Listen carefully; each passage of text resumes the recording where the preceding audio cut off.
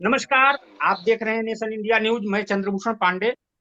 इस समय उत्तर प्रदेश में 9 सीटों पे उपचुनाव चल रहा है, जिसमें से मिर्जापुर जिले में मझवा सीट पे उपचुनाव चल रहा है, जहां की बीजेपी, सपा और बसपा अपने अपने कैंडिडेट उतार चुके हैं और चुनाव प्रचार में बहुत व्यस्तता दिखाई दे रही है। इस समय बहुत जोरों पे प्रचार चल रहा है। इसी बीच हमारे साथ इंडी गठबंधन से भी लोग हैं, जो कि हमारे साथ ललितेश त्रिपाठी जी हैं, ललितेश पति त्रिपाठी जी, जिनका की बैकग्राउंड ही राजनीति से जुड़ा हुआ है। वो हमारे साथ हैं और इस समय वो विधानसभा चुनाव में इंडी गठबंधन के तरफ से लोगों से बातचीत कर रहे हैं। इस समय ये तृणमूल कांग्रेस के मेंबर हैं, इनसे बात करेंगे। नमस्कार, आपका बहुत बहुत स्वागत है हमारे चैनल पे। बहुत बहुत धन्यवाद। नमस्कार सबको। त्रिपाठी जी, ये जो चुनाव चल रहा है उपचुनाव, ये कांटे की टक्कर बताई जा रही है कि बीजेपी, सपा और बसपा का तो गढ़ ही रहा है। तो इस समय आपको क्या लग रहा है कि इंडी गठबंधन के तरफ से जो आपके मेंबर हैं, जो कैंडिडेट हैं, चुनाव लड़ रहे हैं, ज्योति बिंद जी, डॉक्टर ज्योति बिंद जी, आपको उनका माहौल क्या दिख रहा है वहां पे? वास्तविकता तो यह है कि कांटे की टक्कर तो हम नहीं कहेंगे, क्योंकि इस चुनाव में भारतीय जनता पार्टी अपने एजेंडे पे चुनाव लड़ रही है और मझवा विधानसभा के साथ उनकी जो 8 साल की उत्तर प्रदेश की सरकार रही है, उसने मझवा के साथ बहुत बड़ी अनदेखी की है। मझवा वो क्षेत्र रही है जिसने पहले भी डबल इंजन की सरकार देखी है। जब कांग्रेस का जमाना हुआ करता था, सौभाग्य से मेरे बाबा स्वर्गीय पंडित पति त्रिपाठी जी यहीं से विधायक हुआ करते थे। और डबल इंजन की सरकार का मतलब समझ में आता है, और उनको ये मालूम है कि अगर सरकार की इच्छा होती है काम करने की तो क्या क्या काम हो सकता है। हम लोगों की जी प्रत्याशी डॉक्टर ज्योति बिंद है, पढ़ी लिखी है। मुझे लगता है कि मझवा क्षेत्र का सौभाग्य है कि इतनी एक शिक्षित, एक अच्छी महिला जनप्रतिनिधि इनको मिलने जा रही है, जो वास्तव में मझवा क्षेत्र की आवाज बन के उस सदन में जाएंगी, उत्तर प्रदेश सरकार से अपनी मांग रखेंगी और सरकार को घेरने का काम करेगी जब भी जरूरत हो। तो ये मझवा क्षेत्र के लिए मुझे लगता है एक बहुत बड़ा सौभाग्य है। और यहाँ पे जन जन इस बात को महसूस भी कर रहा है, उसको स्वीकार भी कर रहा है, और ये बात यहाँ पे जन जन कह भी रहा है। जी। त्रिपाठी जी, आप तो मिर्जापुर से पहले से ही, शुरू से ही आप यहाँ मजे हुए व्यक्ति हैं, जबकि आपने लोकसभा चुनाव भी भदोही से लड़े थे। मिर्जापुर से तो इंडी गठबंधन से रमेश बिंद जी थे। आप यहाँ पे पहले भी विधायक रह चुके हैं मिर्जापुर से। तो आप बताइए जी। कि उस समय और इस समय में क्या बदलाव आया है? अब बहुत बड़ा बदलाव तो ये आया है कि जब मैं विधायक हुआ था 2012 में, मड़िहान से। मड़िहान विधानसभा क्षेत्र से, तो उस समय चुनाव आयोग का हनक हुआ करता था। प्रशासन निष्पक्ष होकर काम करता था। थोड़ी पक्षपात होती थी, मगर जिस तरह से आज हम लोग चुनाव आयोग जिस नींद मुद्रा में है उसको देख रहे हैं, और प्रशासन, जो जिले का प्रशासन है, जो मझवा विधानसभा में जो सरकारी कर्मचारी हैं, जो पार्टी के कार्यकर्ता की तरह भारतीय जनता पार्टी के उम्मीदवार का सहयोग कर रहे हैं, ये हम लोग ने 2012 में और उसके पहले वाले किसी भी चुनाव में कभी देखा नहीं था। चुनाव आयोग अपना काम कर नहीं रहा है। उन्होंने अपना काम एक तरह से जैसे लगता है कि आउटसोर्स कर दिया है, कि भारतीय जनता पार्टी के कार्यकर्ता जो चाहेंगे वो करें।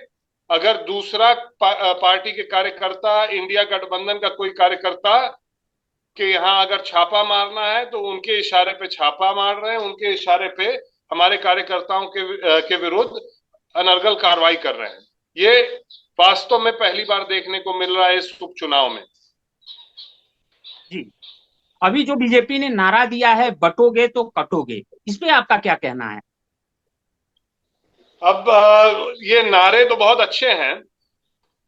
भारतीय जनता पार्टी का जो राजनीतिक एजेंडा है उसको आगे बढ़ाने के लिए, मगर इन्हीं तरह के नारों के चलते और इन नारों पे जनता पे जो प्रभाव पड़ रहा है भारतीय जनता पार्टी के खिलाफ मत करने का, इसीलिए, और उसका एक उदाहरण मैं आपको देता हूं। आपने शायद कभी सुना होगा, जो आप पिछले चुनाव के बारे में पूछ रहे थे, कि विधानसभा के उपचुनाव में 3-3 बार माननीय मुख्यमंत्री जी आए हैं। ये भी पहली बार सुनने को मिल रहा है।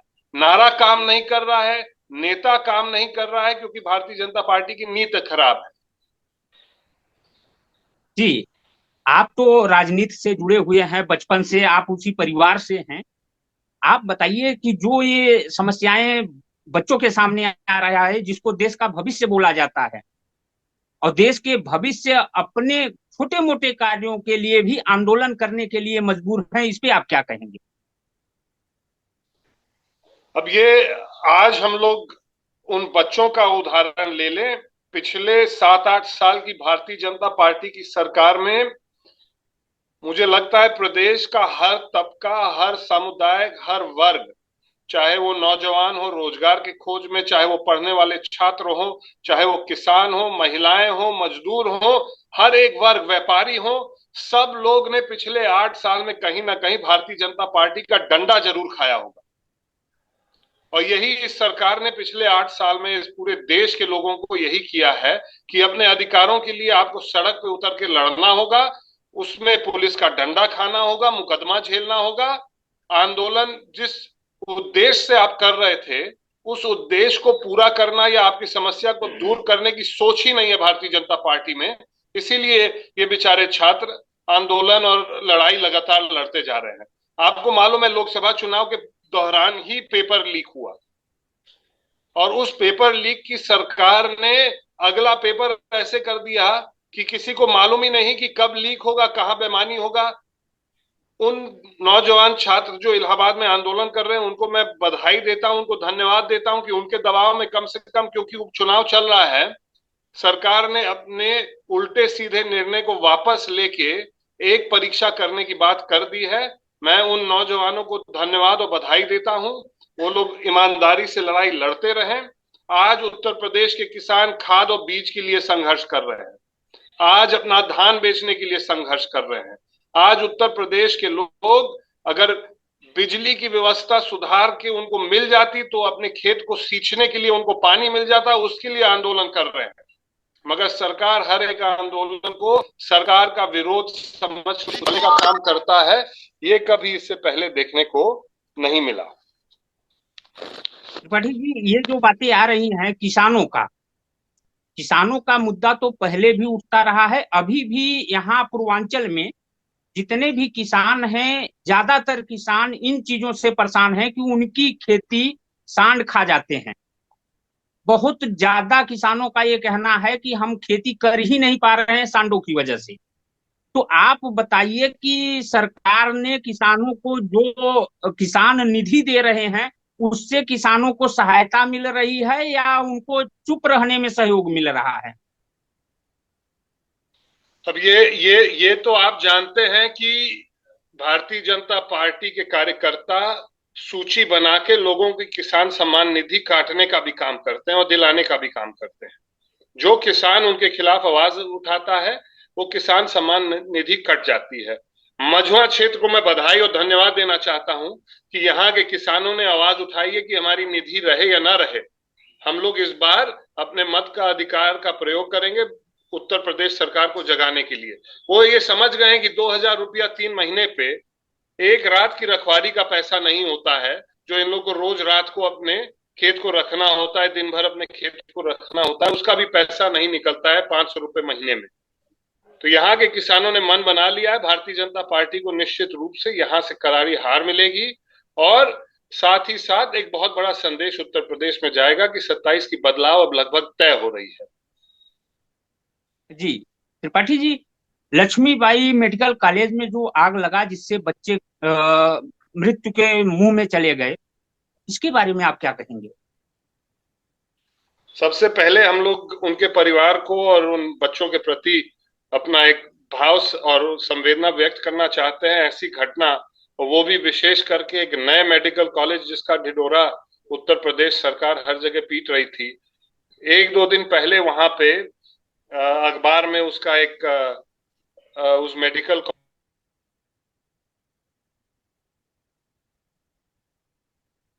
स्तरीय यहाँ पे अब स्वास्थ्य की सुविधा उपलब्ध होगी झांसी के बच्चों को, माताओं को।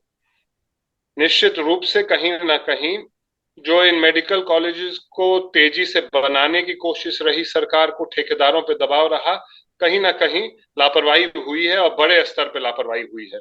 मुझे लगता है कि ये माननीय मुख्यमंत्री जी ने कहा है 24 घंटे में जांच होनी चाहिए, मगर वो किस अधिकारी की हिम्मत है, किस अधिकारी में इतनी साहस है कि वो मुख्यमंत्री जी की ही जांच कर दें, या उप मुख्यमंत्री जो स्वास्थ्य विभाग के मंत्री भी हैं उनकी जांच करने की हैसियत किसको है।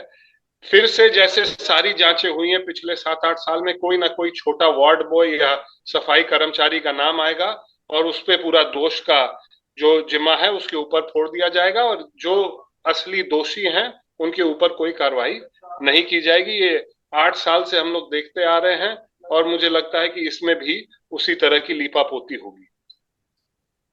जी, जैसा कि आप बता रहे हैं मझवा विधानसभा सीट के बारे में, जो चुनाव चल रहा है, और आपके जो कैंडिडेट हैं ज्योति बिंद जी, डॉक्टर ज्योति बिंद जी, जिस समय इस समय आप वहां मौजूद हैं, आप ये बताइए कि वहां पे ब्रजेश पाठक जी जो उप मुख्यमंत्री हैं उत्तर प्रदेश के, वो भी आ चुके हैं, योगी आदित्यनाथ जी आ चुके हैं, और बहुत बड़े बड़े नेता वहां मझवा में आ चुके हैं। तो मझवा में ऐसा क्या है कि इन लोगों को यहाँ बार बार आना पड़ रहा है? मुझे लगता है भारतीय जनता पार्टी की जो अंदर की रिपोर्ट है उसने स्पष्ट रूप से ये उनको बता दिया होगा कि ये वाला चुनाव ना डॉक्टर ज्योति बिंद लड़ रही हैं, ये वाला चुनाव समाजवादी पार्टी नहीं लड़ रही, ये वाला चुनाव इंडिया गठबंधन नहीं लड़ रहा है, ये वाला चुनाव मझवा की जनता खुद लड़ रही है और खुद डॉक्टर ज्योति बिंद को लड़ा रही है। जैसे मैंने पहले कहा था, सबसे योग्य और शिक्षित प्रत्याशी इस क्षेत्र को मिला है डॉक्टर ज्योति बिंद में, और इसका महत्व यहाँ के लोग समझते हैं।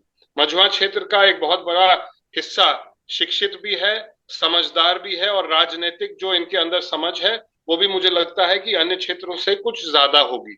ये लोग यहाँ पे मन बना लिए हैं, और ये आवाज क्योंकि लखनऊ और भारतीय जनता पार्टी में पहुंच रही है, इसीलिए यहाँ पे भारतीय जनता पार्टी अपने सारे नेताओं की ड्यूटी लगाई हुई है। गांव गांव स्तर पे विधायक और मंत्री बैठे हुए हैं भारतीय जनता पार्टी और उसके सहयोगी दलों के। हम लोगों के लिए ये चुनाव कठिन तो है ही, हर चुनाव कठिन होता है, पर जब हम गांव में चले जाते हैं और जनता का समर्थन देखते हैं तो वास्तव में हम लोग को समझ में आता है कि ये चुनाव मझवा की जनता बदलाव के लिए आवाज अपनी उठा रही है, और निश्चित रूप से 20 तारीख को मतदान भी उसी आधार पर करेगी कि इस क्षेत्र में बदलाव हो, और एक पढ़ा लिखा यहाँ से उम्मीदवार चुन के उत्तर प्रदेश की विधानसभा में जाएगा जो हम लोग की आवाज बन के वहां पे सरकार को घेरने का काम करेगा। जी, चलते चलते मैं आपसे एक राजनीतिक बात और करना चाहता हूं कि जो इस बार अनुप्रिया पटेल जी की जीत हुई है उसे आप किस तरीके से देखना चाहते हैं? अब मुझे लगता है कि माननीय रमेश बिंद जी बगल वाले क्षेत्र भदोही से थे, उनको थोड़ा समय कम मिला इस चुनाव में। वो अगर उनको पर्याप्त समय मिला होता तो निश्चित रूप से इस क्षेत्र से भी अनुप्रिया जी 10 साल से केंद्र में मंत्री हैं, उनके पार्टी में एक कैबिनेट मंत्री भी लगातार मिर्जापुर जिले में वास करते हैं और यहाँ का कामकाज देखते हैं, और इतना कुछ होने के बाद, इतने कुछ वादे होने के बाद 10 साल में मिर्जापुर की तस्वीर और तकदीर बदलने का काम नहीं हुआ है, तो मिर्जापुर की जनता काफी नाराज थी। हम लोग भी भदोही के चुनाव से खाली हुए और मात्र हमको 4-5 दिन मिला था मिर्जापुर लोकसभा में माननीय रमेश बिंद जी के सहयोग में, तो हम लोग भी जितना हम लोग करना चाह रहे थे उतना नहीं कर पाए।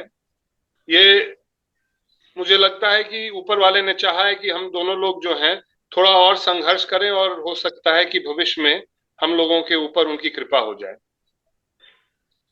जी, ये है हमारे साथ ललितेश पति त्रिपाठी जी, जो कि राजनीति से जुड़े हुए हैं और राजनीति के बहुत मजे हुए मेंबर हैं, जो कि पहले कांग्रेस में थे और अभी ये तृणमूल कांग्रेस में हैं। तो तिवारी जी, ऐसी लोगों में ऐसी बातें चल रही हैं, ये हकीकत है या गलत है कि आप अब सपा में आने वाले हैं? अभी इस पे हम लोगों का कोई विचार भी नहीं हुआ है और ना चर्चा हुई है। हम लोग ये जानते हैं कि उत्तर प्रदेश में 27 में बदलाव होगा, और उस बदलाव में चाहे हम तृणमूल के हैं, चाहे अगर कांग्रेस इंडिया गठबंधन का हिस्सा रही हो, अगर उसमें रहते, और चाहे सपा में रहते, 27 की लड़ाई इस प्रदेश के लिए महत्वपूर्ण है। हम लोग चाहते हैं कि माननीय राष्ट्रीय अध्यक्ष श्री अखिलेश यादव जी एक बार फिर उत्तर प्रदेश के मुख्यमंत्री बने। सौभाग्य मेरा था कि जब मैं विधायक था तो वे मुख्यमंत्री थे, और उनके कार्यकाल में जो कामकाज हुआ, जो हम लोग के बावजूद जो मदद मिल जाती थी अपने क्षेत्र के विकास के, वो मुझे ये विश्वास दिलाता है और भरोसा दिलाता है कि वैसा मुख्यमंत्री मुझे लगता है कि इस समय उत्तर प्रदेश को और कोई नहीं दे सकता है, जितना अच्छा समाजवादी पार्टी का मुख्यमंत्री माननीय अखिलेश यादव जी हो सकते हैं। जहां तक सवाल एक बार फिर मैं कर देना चाहता हूँ,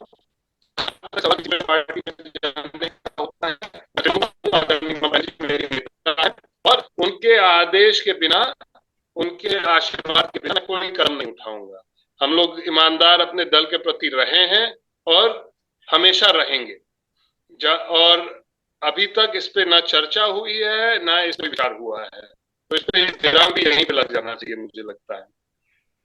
जी, ये हैं ललितेश पति त्रिपाठी जी, जो कि मझुआ में इस समय विधानसभा चुनाव का जो है आगाज कर रहे हैं, लोगों के बीच जा रहे हैं, लोगों से मिल रहे हैं। और इनके कैंडिडेट हैं सपा से डॉक्टर ज्योति बिंद जी, जो कि वहां से चुनाव लड़ रही हैं। और इस समय ये चुनाव क्षेत्र में ही है जिस समय हमसे और तिवारी जी से बात हो, त्रिपाठी जी से बात हो रहा है। तो त्रिपाठी जी, जो आपने हमारे चैनल के लिए समय निकाला है, इसके लिए आपका बहुत बहुत धन्यवाद। बहुत बहुत धन्यवाद आपको।